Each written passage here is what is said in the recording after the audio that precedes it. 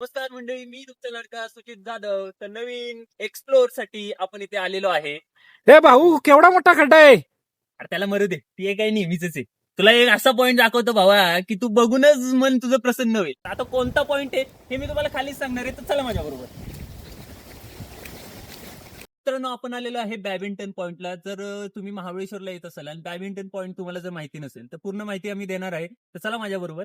इकडे बघू शकता मित्रांनो, हा जो रोड खाली गेलेला आहे तो कारवीच्या आळेला रोड गेलेला आहे. तसेच जर तुम्ही बघू शकता हा एक रोड गेलेला आहे. हा बिरवाडी गाव जे आहे खाली त्यावर तिकडे गेलेला आहे. आणि तसंच हा सरळ जो रोड गेलेला आहे तो बॅडमिंटन पॉइंटला गेलेला आहे. तर चला माझ्या बरोबर.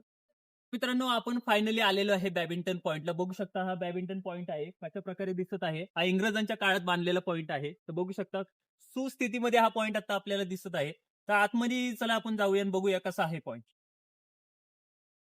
तर मित्रांनो, बघू शकता हा आहे बॅडमिंटन पॉइंटची एंट्री गेट.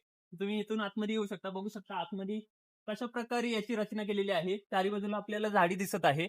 तर मित्रांनो, जर आपल्याला या पॉइंटला यायचं असेल तर तुम्ही येऊ शकता. गाडी जागेपर्यंत येते.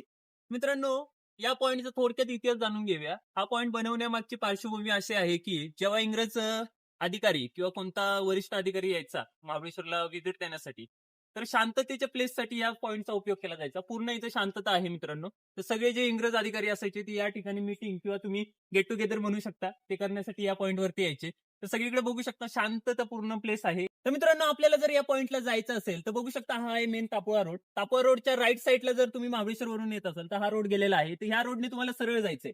जर तुम्ही तापोळा फिरून येत असाल तर तुमच्या लेफ्ट साईडला हा रोड आहे, त्या रोडने तुम्हाला परत सरळ खाली जायचंय. तर तुम्ही या पॉइंटला व्हिजिट देऊ शकता.